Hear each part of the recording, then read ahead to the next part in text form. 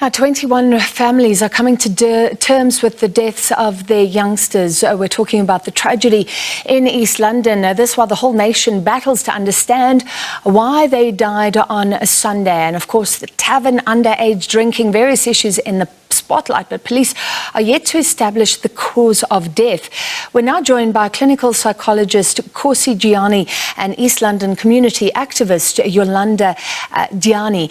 Thank you both for being with me. Let me start with you, Ms. Jiyane. Often after a tragedy like this, people start saying, well, who's responsible? What could have been done? What is clear here is that there was probably underage drinking. Is it too easy to say that parents should know where their kids are, that parenting should be looked at? Because we're talking about teenagers and there are a whole lot of other issues at stake. Your thoughts? It is not easy. I think it's a fair ask of parents because that's what parents are supposed to do. That's what parenting is about. It's first of all about responsibility, and it's lifelong responsibility. And there is no stage in a child's life, especially at that age of these kids, when a parent should be able to abdicate their responsibility. Having said that, and I'm saying that from a principal point of view, that we will always ask about the parental responsibility in the upbringing of any child, because those are the people that brought this child into this world, and they therefore have the responsibility to look after the safety and welfare of those children. Saying that, though, in principle is easier said than done, because the reality is far more complex than can be comprehended. And each of these children are a story unto themselves. They tell us the story of their own lives, their own makings, their own decisions, who they are as people, because it's not every child who was there. So what distinguishes the children that went to all this effort to go into such a place and disregard perhaps the fact that it was crowded and there was potential for risk and harm to happen, but they disregarded that. So that tells us also about the children. But we also want to ask about the owners of this venue when they see what was going on. And it is also my understanding that this was publicized. They knew in advance that something of this magnitude was going to happen. So something needed to happen. And we also need to ask about the police in the townships in general, because even as we speak, such incidents are continuing. They have happened before, and we know that they will continue to happen even after this tragedy, unfortunately. You mean this was a planned event and there was a lack of control, clearly, around that event?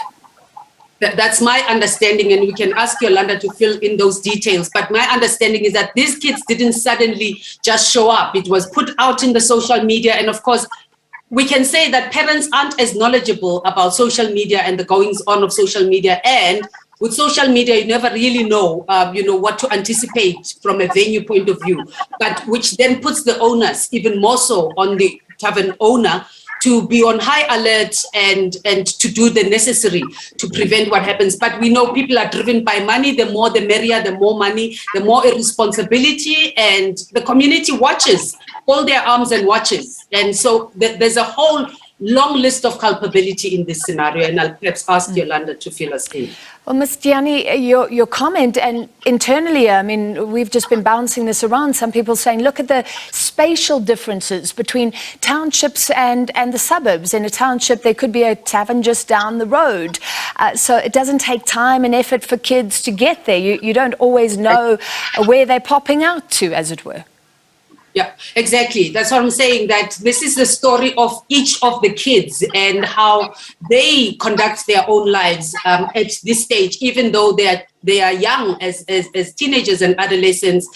They also is a sense that tells us about themselves. It is my understanding that one of the kids came as far as Bloemfontein, or at least two of the deceased. There was a group of them, at least, or a few of them that came from as far as Bloemfontein. So the question becomes, what did they say to their parents? What did the parents know about this? And how was this allowed? How was this figured? And how are they going to get back home? So you ask a lot of questions that even if they got through this event, where were they going to sleep? How are they going to get home? So there's a lot of questions that need to be answered, and there's a lot of culpability along the way. There are many things that have fallen through the cracks, and it's an indictment on us as a society. Yolanda, Dyani, your comments? A whole lot of issues raised here. Okay. We were aware as the community that there was going to be this event. The parents were aware, we made aware of that, because actually the poster was trending on social media. And there were actually two parties. We did warn the parents not to allow their kids to go out there. There's one in Tanzania and there was one in Snarpak, which unfortunately ended in tragedy. There are always kids that are attending these parties, especially at eNyobeni. There are bouncers and the security system, but those kids are not asked for their IDs before they enter those premises.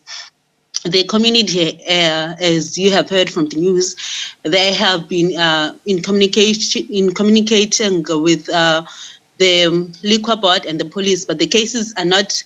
The liquor board and the other authorities are quiet about that. And we've heard another event in an incident whereby a teenager was raped just a few weeks ago in eNyobeni. She came out of the toilet running and crying and screaming for help. And then the mob, apparently, they started to beat up the perpetrator. And then a policeman came to rescue the perpetrator. And then we've never heard an update about that case. Can you give us more info? You said that this event was advertised widely on social media. Can you tell us how it was marketed, as it were? You said that the community spoke to parents. I mean, how do you reach out to parents who, like our other guest has mentioned, are not always on social media? And what do you understand about what happened? Okay, there was a poster that was trending on social media saying that it invites those girls, those kids to the party. There's actually a DJ that usually hosts those parties in eNyobeni. So now he was celebrating his birthday, so he made the poster and then he was inviting those kids to that event. There was free booze and free food for a certain period. So then they got there in eNyobeni, and then they got those freebies. And then later on in the morning, on Sunday morning, two people came, a man and a woman, and then they asked them to leave because there was a crowd, like they were overcrowded. So they told them that the place is closing down, and they asked them to leave the premises. And then those kids told them that it's not safe because it's still dark outside. They'll be waiting there for up until it's the morning, so that they can get transport to their houses. So that's when everything started. The tear gas, the stampede, and according to the child that was there, she's saying that she jumped from the first floor to the ground because she was running for her life. She saw the people that she was going with, they were collapsing, and she would try to help them, but then she couldn't, and she jumped from the first floor to the ground. Yeah, how terrible. And we're hearing that the exits weren't fully open, so people wanted to leave. This is pure speculation. Have you heard anything about doors that were open versus doors that were closed and allowing people to leave? There's only one door there. There's only one. It's an entrance and an exit.